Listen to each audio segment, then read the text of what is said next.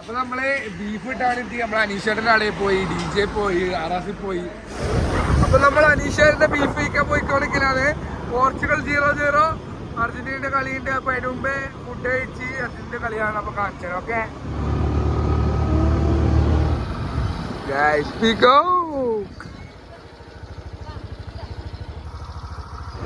അവന അനീഷേട്ടന്റെ കടയിലെത്തി. പക്ഷെ ബീഫില്ല ചിക്കൻ ഇല്ല, ഒന്നുമില്ലാത്തോണ്ട് നമ്മൾ വീണ്ടും DJ.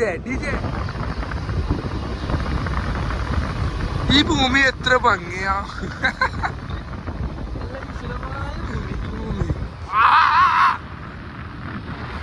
അപ്പോ DJയിലും കൊട്ടുകറിയും ബീഫൊന്നും ഇല്ല, ചിക്കനൊന്നും ഇല്ല. അപ്പൊ നമ്മൾ എന്ത് ചെയ്യും, നേരെ ഇരിക്കൂർ ആറാസിലേക്ക് വിടലാണ്. ഓക്കെ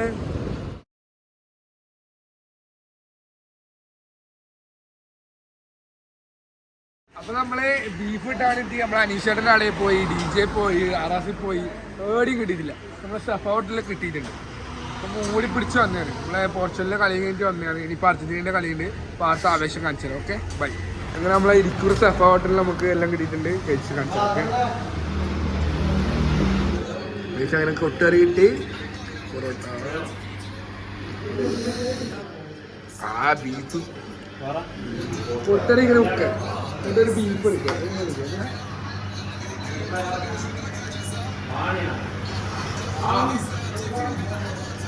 ഞാൻ മോനെ ഭയങ്കര സ്മോക്കി കേട്ടാ. പിന്നെ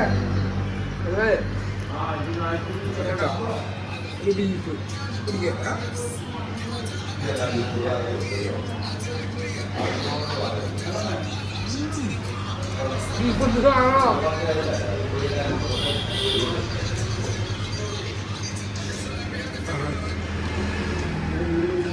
വീണ്ടും ബീഫ്.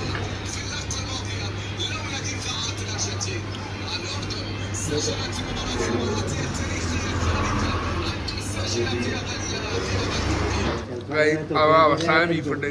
ഇങ്ങനെ അവസാനം ബീഫ്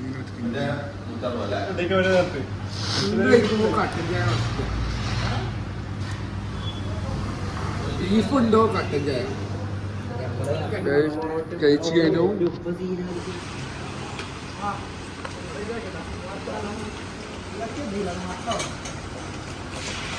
നമ്മുടെ ഏറ്റവും വലിയ കാരണം വെച്ചാൽ ഇത്തൂർ നമ്മൾ കുറേ എടുത്ത് പോയി ബീഫും കൊട്ടുകറിയും കിട്ടാണ്. ഷേറി കിട്ടിയിട്ടില്ല. ട്രാഫിക്കായിട്ട് എഫേർട്ട് വെച്ചാൽ രാവിലെ ആക്കി വെച്ചു. നമ്മൾ എല്ലാത്തും പോയി അവസാനം എടുത്ത് കിട്ടി.